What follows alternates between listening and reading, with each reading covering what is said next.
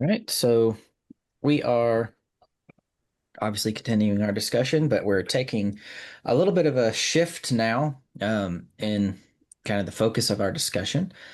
We've been talking about um, primarily the dating of the book, right? We talked about the late date, we talked about the early date, and the comparison between those. And if I believe if the evidence is to be considered, the evidence, both external and internal to the book, would support a late date for the book being in the 90s, much more than that of an early date. Um, and some of that discussion will continue over into this one, right? So now we're shifting focus and we're talking about really a somewhat of a separate argument, although it is still connected. The idea of the scope of the book, right? And um, who we're speaking about in this book, primarily being Rome or Jerusalem, and which one is the focus of the book. Um, as I'm sure you know, I believe that the textual evidence strongly supports Rome as the central focus of Revelation. But some do argue for the Jerusalem centric interpretation, right? That the symbols and the geopolitical descriptions and themes of the book fit Jerusalem much better. And so that's what we're going to be talking about for the next 2 weeks. But tonight we're going to be focusing on Rome, right? Why I teach the book from a Roman perspective, what I see in the book that would point us to believe the book is about Rome. Um, and so we're going to talk about those. If you're not familiar, right? I know you're probably mostly familiar with the Roman view, as I taught it in a Bible class last year. Just in case you're not familiar with a Jerusalem view, some people teach that the book of Revelation is telling us about the coming destruction of Jerusalem, right? So that would imply that we are in the 60s. It's in the early date, right? So we have to take that assumption first in having the Jerusalem discussion. Uh, I believe this book is cluing us into a little bit more context around God's destruction of Jerusalem. Jesus prophesied in Matthew chapter 23, 24 about the coming destruction of Jerusalem. And now the book of Revelation is here to give us a little more context to that. That is at least the proposition. And there really are two purposes that are proposed by people, two prevailing ideas as to the purposes of the book of Revelation in regards to this context. Um, Most people teach either one of these two things, if not both of these two things, right? And the first being that this book was written to Christians to warn of the destruction of Jerusalem and to provide context to that destruction. Like I said, right? To the context to the destruction that Jesus prophesied about, that was going to be now soon for them in the 60s. This book is writing to those Christians, telling them about that context. That is one idea. The other idea taught by many is that this book was written to the Jews, to at the time to warn them of the coming destruction of Jerusalem, so that they could flee destruction. They could flee Jerusalem before its destruction. That is the other idea. Um, so we're going to hit on a few of those ideas tonight, and even more so next week when we get more heavily into specifically Jerusalem. Um, but tonight we're going to talk primarily, like I said, on Rome, right? Defending a Roman centric interpretation for the book of Revelation, right? What ideas do we see that would point us to view Rome? Um, I realized last minute that I didn't put this on the slide. Um, but I will say first and foremost, right, we've already talked about it, which is why I didn't make my slide. I think first and foremost, the thing that would point me to believe a Roman view, obviously, is the dating of the book, right, which we've now talked about in detail. I said this last week, right? I believe that the evidence overwhelmingly points to the late date of the book. And if that's true, we would not have room for a Jerusalem interpretation. Jerusalem was destroyed in the year 70 AD. So if this book is being written now in the 90s, it does not need to talk about the soon coming destruction of Jerusalem, as that would have already happened. So I do believe the dating of the book and everything we've talked about previously would be evidence against Jerusalem's view and for Rome. But again, we're not going to talk about all that in more detail because we've already discussed it. Um, but the first thing I would talk about really is we start talking about um, evidence in this book for Rome. Really, I think the first would be the audience. That I think the audience of this book, being one of the four keys we talk about a lot in the first class, really helps point us to what the scope of this book would demand. Uh, Revelation, as we see in the book, starting in chapter 1, was written at a time during severe Christian persecution and at a time when severe Christian persecution was taking place in Asia Minor, because the seven churches in Asia Minor are our audience. John identifies that very clearly in the first chapter. And if there's any doubt, you get to chapter 2, chapter 3, and you've got specific addresses to those churches. So there can be no doubt that we are speaking to Asia Minor. So, um, the book, as we progress through, these are all things we're familiar with, but it speaks about demanding worship of Christians, right? The beasts demand worship.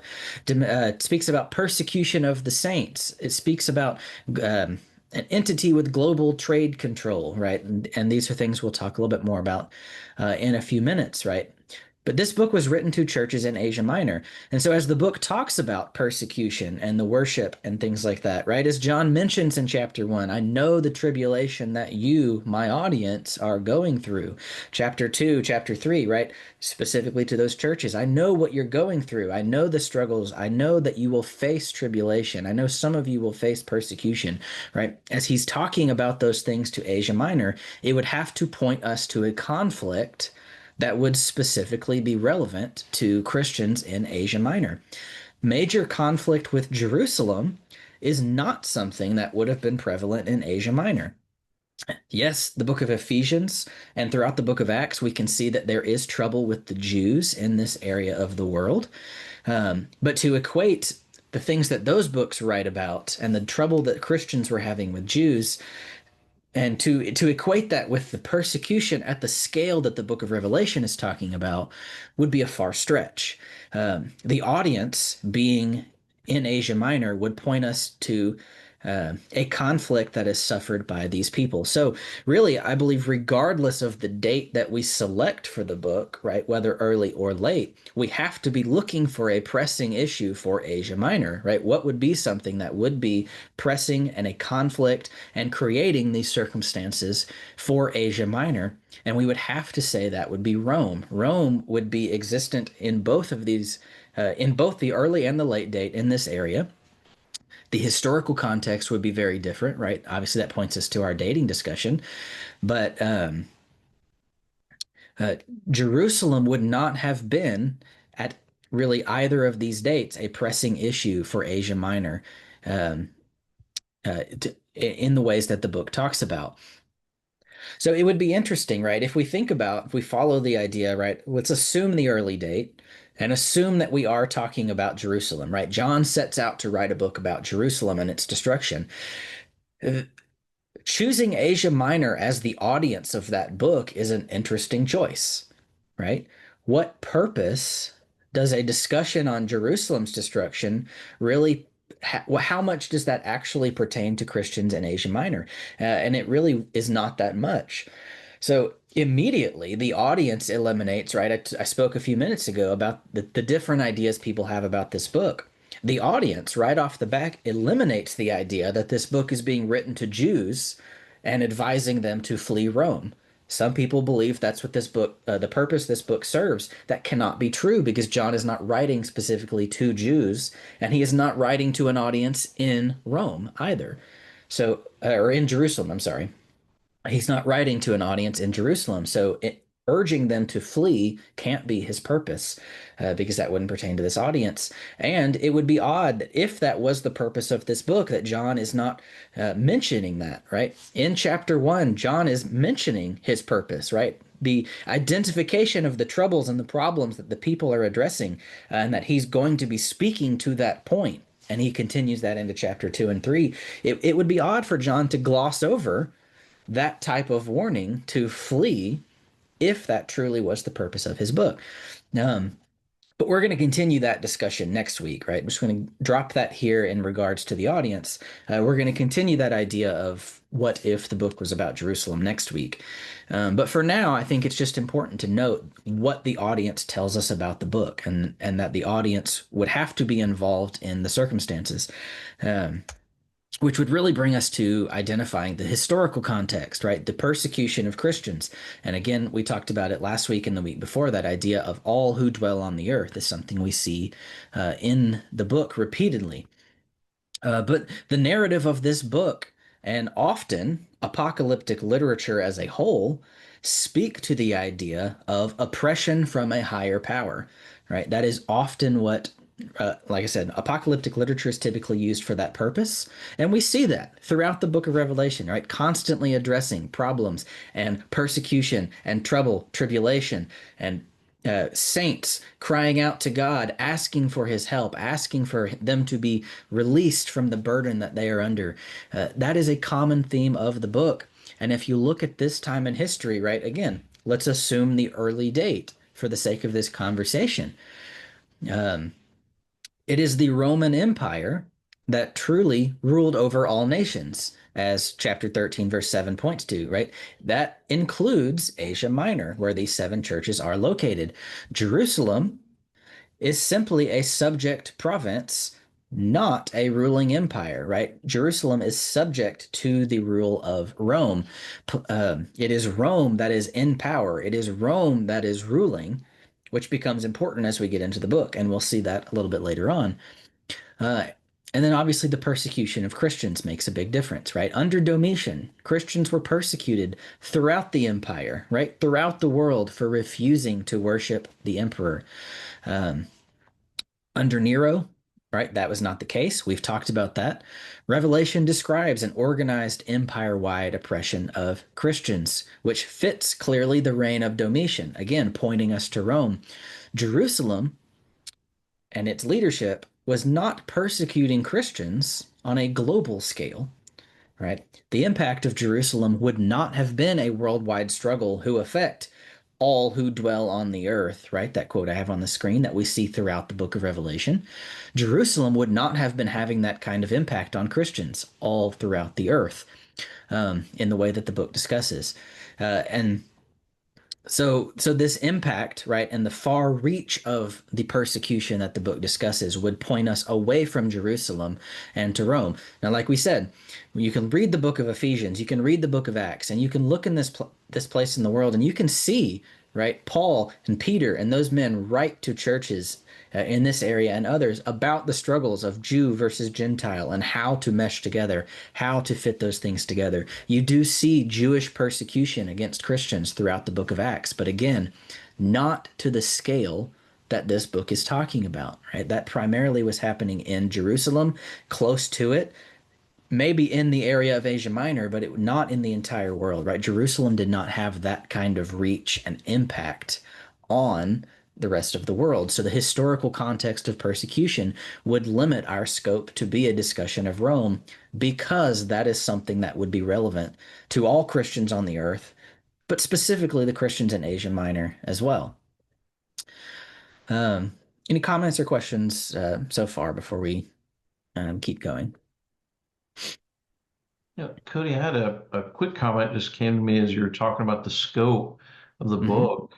Um, the scope being that of Rome for, the context of Revelation doesn't in any way, at least in my mind, diminish the significance of the destruction of Jerusalem for the Jewish people. I mean, just Yeah. because it's not the focus of this book doesn't mean it's diminished. And I've heard people tell me that that's part of the reason they believe this is about Jerusalem is because it's such a significant event.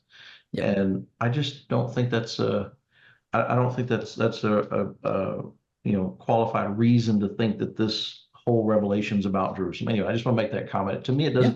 doesn't diminish anything that Revelation doesn't have that as a scope. Absolutely. It was significant in other places and referred to in other places, and of course, most significant for those that were still, practicing Judaism at the time. So anyway, just want to make that comment. Yeah, that's a great point, right? We're going to talk about that in more detail next week as well when we talk about Jerusalem, right?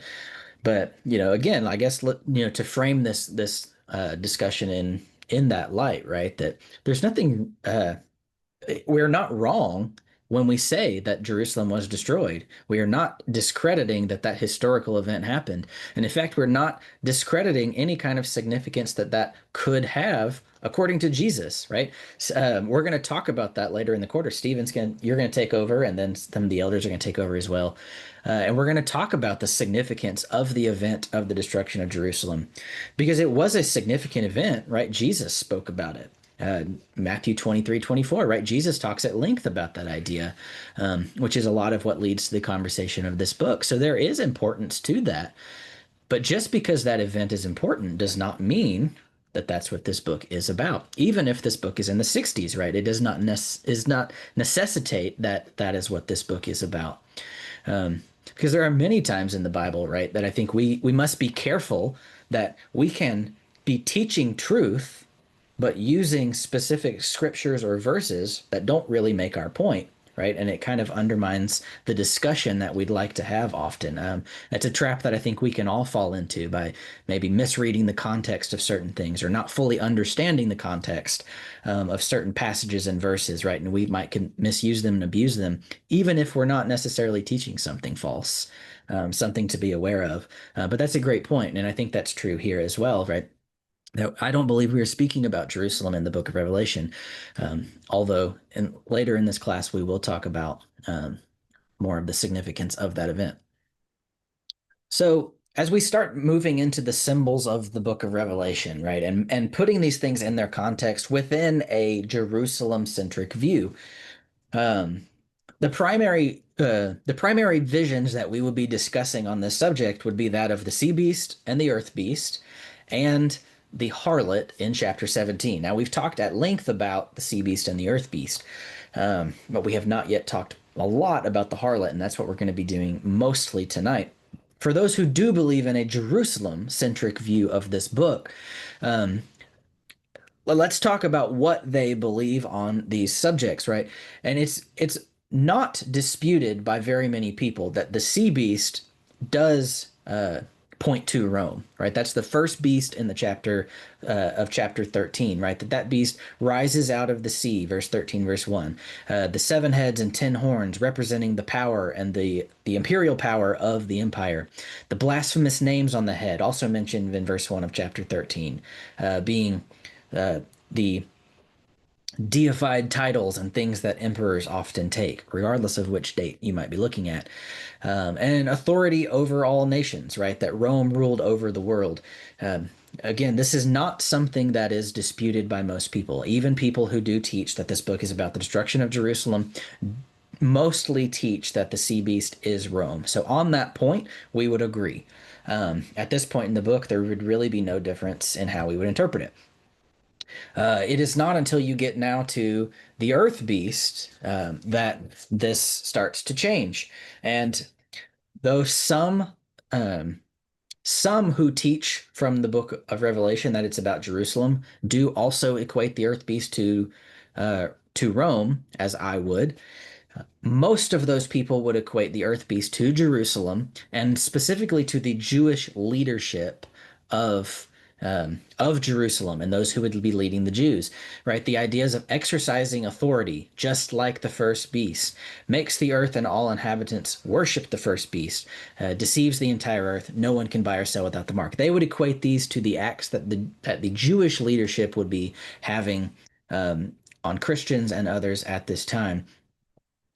But I see issues with this, right? We've talked about this Earth Beast, right, in the last couple of weeks, but the issues that I see here as we look at these details about this beast, right, exercises the authority of the first beast, right? We're not talking about authority similar to the first beast. This beast is the Earth Beast is exercising the authority from the Sea Beast, right? It would put them in league with one another. Jerusalem and Rome at this time in history in the 60s would not be considered working together. Rome, as we know, is preparing to destroy Jerusalem in just a few years from the proposed date here of the book of Revelation. So to describe the two here as exercising authority together or similar authority would not be accurate. And so And so continuing on, right, this idea about making the earth and all the inhabitants worship the first beast. Jerusalem is not enforcing worship of the emperor, uh, not enforcing any kind of worship or loyalty to Rome. That is not something at this point in history that Jerusalem was doing. In fact, at this point in history, in the 60s, Jerusalem was being widespread known for rebelling against Rome, right? That is what would lead to their destruction. So to claim here that we are looking at Jerusalem in some sort of support again to Rome would not be accurate to the historical account.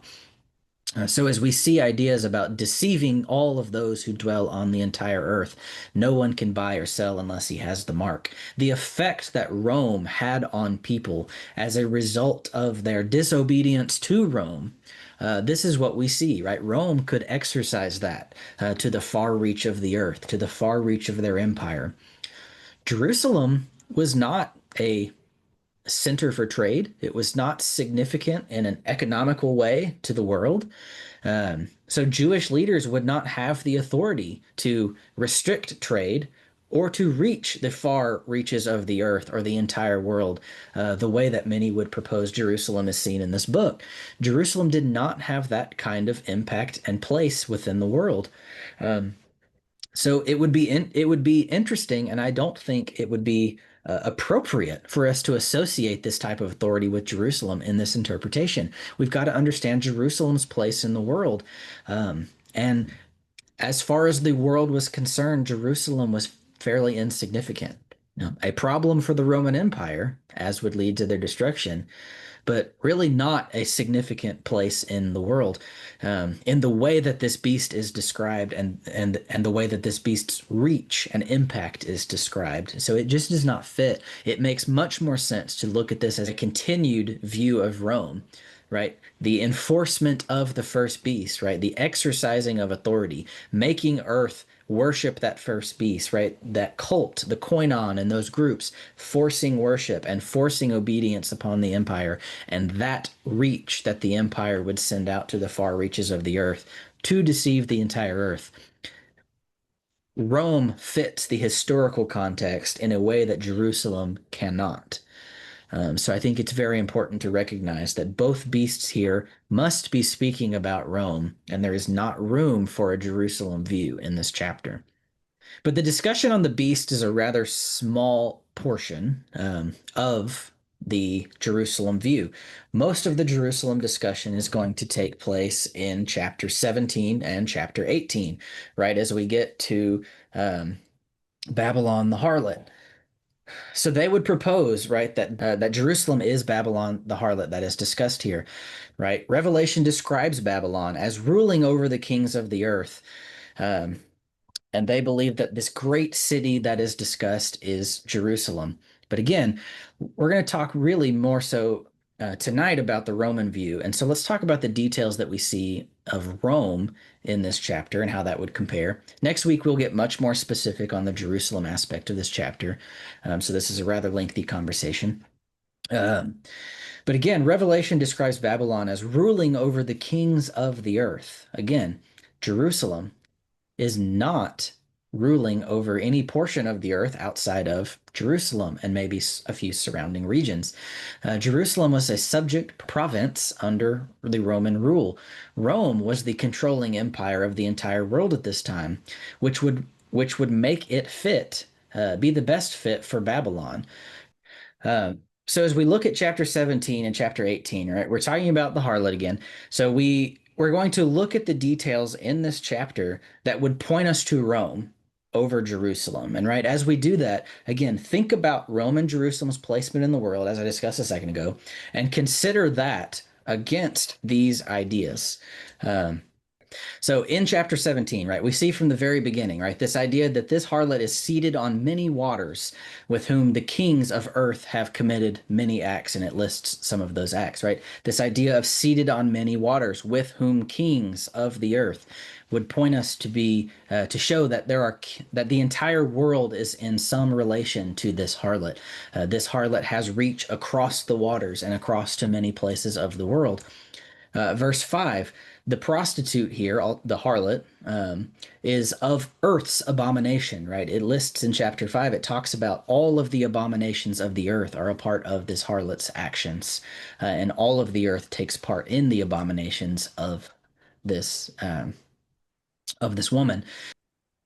Let's see. Oh, sorry, verse 8. The dwellers of earth marvel, right? Saying that the entire world is marveling over this woman. The entire world is looking to this woman in awe. Uh, verse 15. The waters uh, are, right? It tells us that the waters that she is over, supporting that idea earlier, are the people and multitude and nations and languages, right? So I said in verse 1 and 2, we said that she's seated on many waters, which tells us of her reach. Verse 15 makes it very clear, right? If you believe verse 1 and 2 was speculation, verse 15 clears it up. The waters that she is over is peoples, multitudes, nations, and languages, and all of them, right? This woman has reach over all nations. Verse 18 of the same chapter, right? The woman, the harlot, is the great city that has dominion over the kings of the earth. Again, pointing to that idea of the far reach of this woman. Continuing into chapter 18, when we start seeing the destruction of the harlot, it says that for all nations have drunk of her sexual immorality. The kings of earth have committed immorality with her. The merchants of earth have grown rich from her living, right? The entire world is benefiting from this woman. This woman has a significant place in the entire world. Verse 4, it warns all of the earth, all of those. It's continuing that idea from verse 3. Everyone should come out of her, or you will take part in her sins, lest you share in her plagues, right? The entire world is warned to avoid contact and to avoid association with the immorality that this woman holds to. Verse 11, all the kings of the earth weep once she is finally destroyed, right? This affects the entire earth. The merchants of earth, they stand far off and they weep for her. Again, all of the merchants of the earth. Those merchants in verse 15, again, they stand far off away from her in her destruction. Verse 17, all shipmasters and seafaring men across the world are weeping at the destruction of this woman. Verse 19, the great city where all who had ships at sea grew rich. Again, this great city supports all of the rich in the world. Verse 23, all nations were deceived by her sorcery, talking about that harlot. You have a rather definitive list here of a single idea that this harlot has reach over the entire world. This can't be speaking about Jerusalem. Because again, we'll look at some of them next week. But as you look through these two chapters and maybe see a few details that could be applied to Jerusalem, all of these ideas make it very hard to harmonize those things with a Jerusalem view, because these things would point us away from Jerusalem and to someone much greater, right? Which again, we would have to say would be Rome. So it becomes very hard to see Jerusalem in this light. Is interesting. Something else that I'll mention here as another piece of evidence for Rome in regards to Babylon being Rome would be early church writings. If we look at early church writings, right, we've mentioned Irenaeus and many others in their discussions on Revelation. They are talking about Rome in the context of their discussion, right? Early church writers are interpreting Babylon to be Rome. Again, is that definitive proof? No, they're not inspired writers. But similar to what we said about the dating, it's interesting that all of these writers are interpreting this as Rome and not Jerusalem, right? If Jerusalem were true, why did no one speak up to correct that record? It's interesting. I'll mention this as well. I can't definitively say that this is the case, but a lot of early church writers began interpreting 1 Peter 5:13, where Peter mentions Babylon right at the close of that book. Many believe that he's talking about the Roman Empire when he mentions Babylon. Again, I can't definitively say that's what Peter meant, but the reason I bring this up is again in this same light. That's how this idea of Babylon in Revelation was being interpreted, to the point that it was affecting how people were interpreting the mention of Babylon in the rest of the New Testament. Again, whether that's true or not, that would be a separate discussion. But just to point that everyone in the first century, or at the end of the first century and into the second century in their writings, was supporting a Roman centric view. And they were interpreting it in such a way, which again would be suspicious if the other direction was the truth. Um, let's continue along talking about Babylon, um, because Babylon is large discussion here. We talk about the destruction of Babylon in chapter 18, Mark, but let's focus in now on chapter 18. We've looked at chapter 17 and 18, but we're going to focus in a little bit more specific, right? As we look at Rome's decline and Jerusalem's fall in AD 70 and their destruction, right? We can look in chapter 18 and we can see now what this book has been leading to primarily is the destruction of the enemies that have been at play, whether that be Rome or Jerusalem. Chapter 18 would be starting to have that discussion of this destruction. The fall of Babylon in chapter 18, if you remember back to our class, is very final and it is very dramatic, right? We have this scene of many people mourning and weeping and crying out over the effect that this has had on them.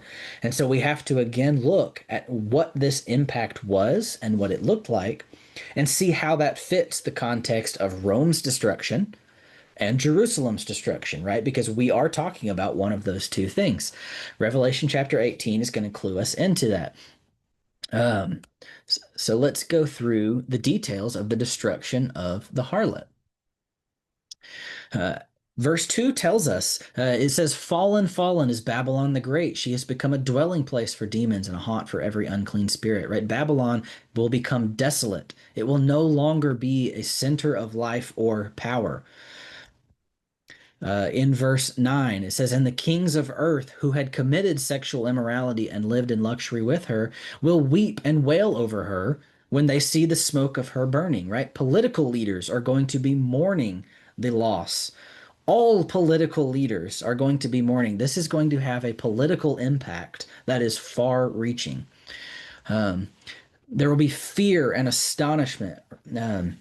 In verse 10, it says, They will stand far off in fear of her torment. And many will say, Alas, alas, you great city, you mighty city, Babylon, for in a single hour your judgment has come, right? We see surprise by people. We see people impacted by this, right? This shock by the entire world, fear and astonishment by many spreading rapidly as a result of this fall. So, just putting a few of these into context before we keep going, right? Jerusalem's fall, though significant, like Stephen mentioned earlier, would have been significant to the surrounding Jews, maybe even to Jewish Christians, right? But for the rest of the world, Jerusalem's fall was rather uneventful. It was not something that much of the world would have been looking at, right? If they had social media, it probably would not have been the headline everyone was talking and worried about. It is something that definitely would have hit home for Christians nearby or Jews nearby in certain ways. But to say that it was impactful to the entire world, to the leaders of nations, right, and to spread fear throughout the earth, would not have been how Jerusalem's destruction was viewed. Verse 18:11, you see economic collapse begin to happen. And this becomes consistent through the rest of this chapter, right? It says that, And the merchants of earth weep and mourn for her, since no one buys their cargo anymore, right? This idea that now the trade system and the economy is struggling as a result of this harlot going away. Again, Jerusalem was not an economic center. They were not a central place for trade. The economy would have been very lightly impacted, if at all, by Jerusalem's destruction. When we talk about the global system that this chapter is talking about, in verse 12 through 13, right, you see this long list of luxurious goods: gold, silver, fine linen, spices, and etc. All of these things are going to be going away, right? Figuratively, right? They're going to be struggling. These things are no longer going to be traded. Again, pointing to that economic collapse, right? I wrote here that the end of excess consumerism and material wealth, right? That's what's being targeted here. People are losing financial stability as a result of the harlot being destroyed as a result of Rome being destroyed. Um, Verse 14, the fruit for which your long soul has gone from you is never to be found again, right? Babylon's pleasure, the pleasure will disappear, and the desires for those pleasures will disappear as well. Verse 15 through 17 talks about the merchants who gained wealth from her will stand far off, weeping and mourning and saying that in a single hour all of our wealth has been laid waste. Again, that same idea that the entire world, this is talking about merchants throughout the world, are devastated as a result of this harlot being destroyed. Their fortunes are disappearing. Verse 17 through 19 talks about shipmasters and sailors and all those who trade by sea mourning, crying out, throwing dust on their heads, lamenting the destruction of this city that has enriched them. Again, the entire global shipping industry, right? We're talking about trade as a whole being affected and the economic collapse taking place. Verse 20, rejoice over her, O heaven, and you saints and apostles and prophets, for God has given judgment for you against her. While the earth mourns, heaven rejoices, justice has finally come. Verse 23, your merchants were the great ones of earth, and all nations were deceived by your sorcery, right? Um, the global influence that Babylon had has ended. The economic elite status that she had has gone away, and the deception will finally come to an end throughout the world. And verse 24, it was in her found the blood of the prophets and of the saints and of all who have been slain on earth, right? The impact here, Babylon is exposed as a murderer of God's people throughout the world, is what this chapter has been telling us. The full reason for her judgment has been revealed. The impact that she has had, the negative impact she has had on God's purpose throughout the world is why she is being brought to her end, right? So again, putting all of these things into their context, we can only be talking about the destruction of a great empire that the entire world's economy was dependent on. That is the destruction. That is the magnitude of destruction that we are talking about here. Jerusalem in no way held this kind of magnitude in the world. We have to be looking at Rome, right? So as we look now to the destruction, I've talked a lot about the destruction of Jerusalem and how we don't see that here, right? But we look at the destruction of Rome. Some will point here and they will say, Rome continued to exist past the first century, therefore we can't be talking about Rome. But look at who we're talking about the destruction coming upon. The beasts, right, being the political headship, and then destruction on the immorality. And I think this chapter is now laying out what the long-term effects will be as a result of this book's judgment coming upon them. So we saw and we talked about it week 1, and we mentioned it a little bit as we talked about the specifics of Domitian in chapter 13, right? But following the death of Domitian, you saw the destruction of the Roman Empire. Not that Rome, the city, completely disappeared, but the empire began to collapse in every way you see here. They no longer had the material wealth because they had been overspending it to do various things. You see economic collapse. You see the economy start to break down. People are now leaving, no longer wanting to pay taxes to the Roman Empire because they don't agree with the things that they're doing and they don't agree with the tyrannical rule. People are leaving. People are choosing to abandon the harlot, as we see in this chapter. That is the impact that Domitian's reign had on the world, and that is the destruction that we see follow his reign, right? Go back to lesson 1 and look at how things played out following Domitian through all of the emperors from the time of Domitian's death in 96 all the way to the Roman Empire's end a couple hundred years later. It is nothing but collapse. It is nothing but struggle. It is nothing but devastation. That is the impact that Domitian had, and God is telling us he made that happen by cutting the head off of the beast. Um, Rome's political power was destroyed, and everyone would suffer as a result. The world would collapse, figuratively, and economically and things like that. And that's what we see in history. So again, the details about the harlot, right, in both the description of the harlot as well as the effect of the harlot, fit a Roman view significantly more than they do Jerusalem, right? So we're going to talk next week more about the specifics of the Jerusalem view that people pull here, as well as some other places in the book. Um, but off the bat, it becomes apparent in these details that we must be talking about a Roman view. Comments, questions so far? Tony, in your reading and studying of just historical material, did you find any, first century writers that were expressing mourning over the destruction of Jerusalem being like a worldwide impactful event, or that kind of thing? I can't find anything except for Josephus that really, which is he's a Jew who really spoke Yeah. about it. I can't find anybody else, but you'd think if it was this impactful that other people would be writing about Jerusalem being so impactful to the world when it fell. But I don't see any of that in the historical record. But I'd You're have to talking about examine you're it. talking about the context of Jerusalem, right? People writing in Yeah, that Jerusalem. time period. Yeah, yeah. Yeah, There's nothing in that time period. In fact, it's interesting to note that it's during that time period between the death of Nero, leading up to the 90s, or at least early in the reign of Domitian, that you see financial gain, you see expansion of the empire, and all within it, right? We talked about the city of Laodicea and how the book talks about them being rich. That richness came about during that time that you're asking about, right? So the book of Revelation clues us into the fact that Laodicea has been doing well. Again, assuming that we're placing that date correctly, but historically we can see in that time period after Jerusalem, right?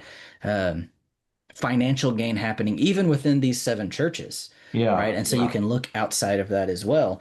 Um, and it's interesting, right? You talk about the historical writings, right? I don't have any specific I can quote for you here, but feel free to continue researching it.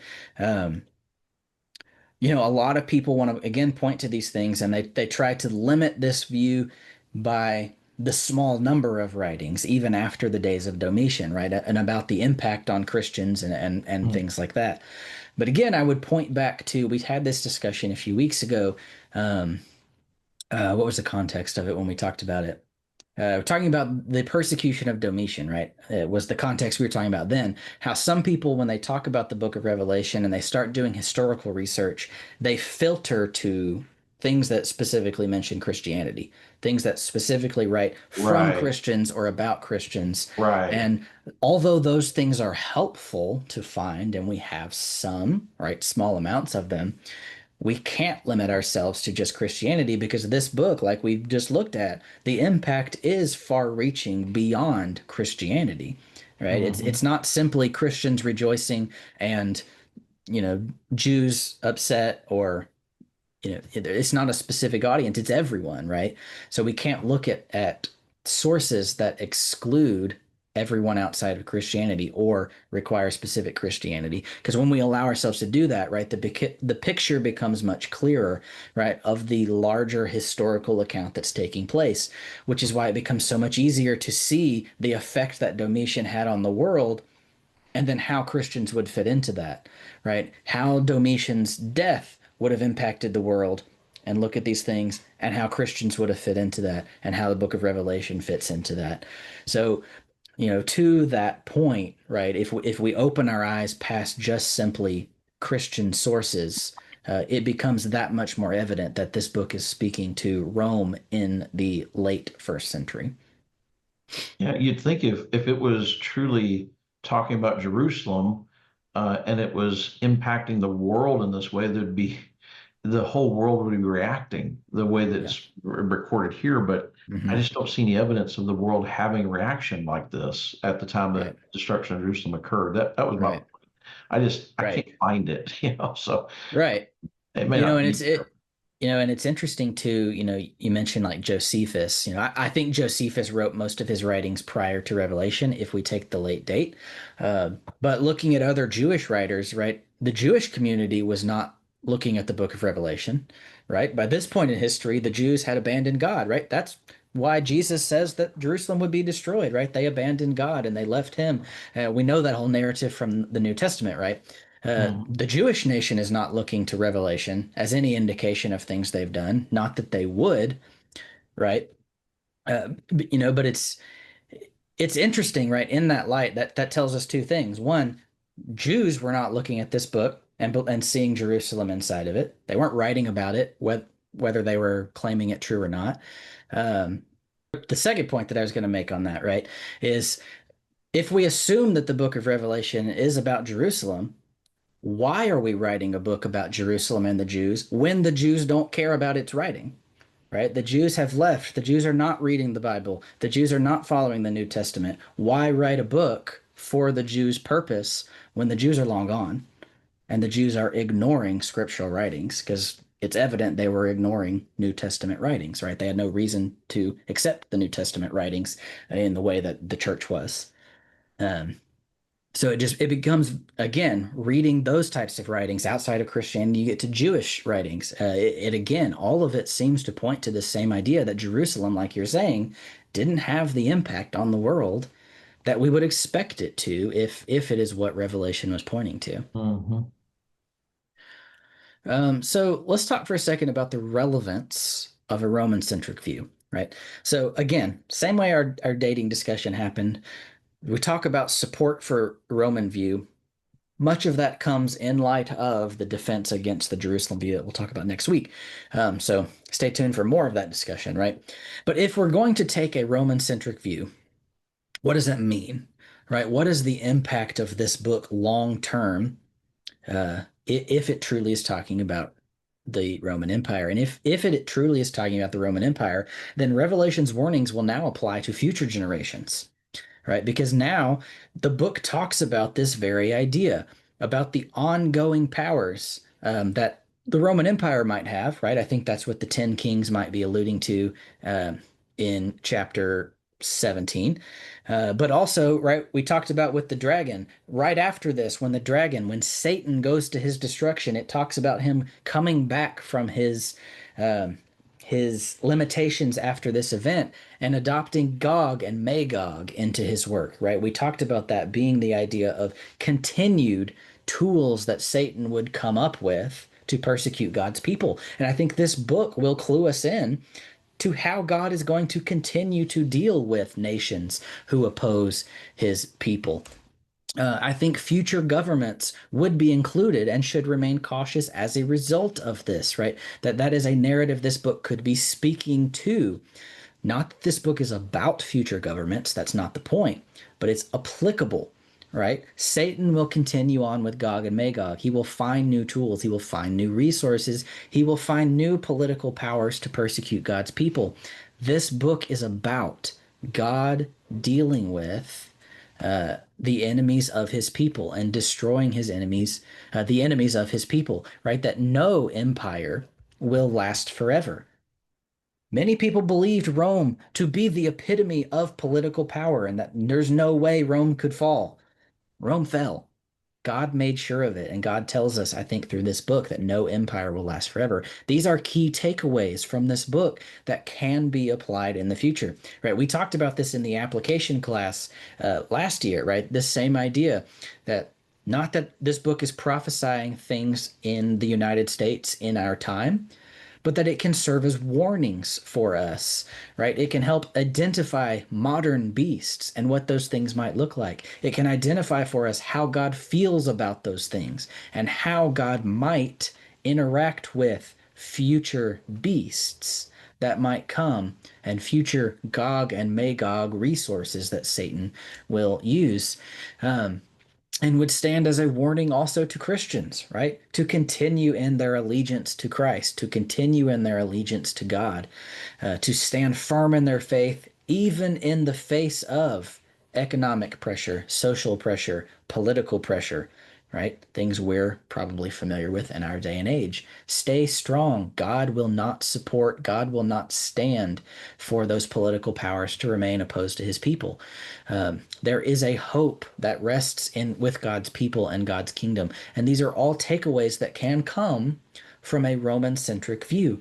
And we're going to talk about the specifics of this next week. But I think a lot of these applications and these takeaways don't really carry through a Jerusalem view, right? Jerusalem and its destruction, you could look at it in this light, and I don't think it would be wrong to look at it in this light, right? Jerusalem opposed God's people and they were destroyed as a result of opposing God's will, right? That's a fair way to look at it. And we'll continue that idea in a couple of weeks when we talk about the significance of that. But many people, when they talk about the Jerusalem view, aren't looking at the destruction of Jerusalem in that way. Jerusalem's destruction has a significance for God's people in a very different way than Rome's does. And the significance placed on Jerusalem by many people eliminates the ability for it to remain relevant in the future. And we'll talk more about that next week. Because if you're not familiar with preterism and things like that, that may not make a lot of sense yet. But hopefully it will. Any comments or questions on this before we wrap class up tonight? If not, then everybody have a good week, and I will see you next week.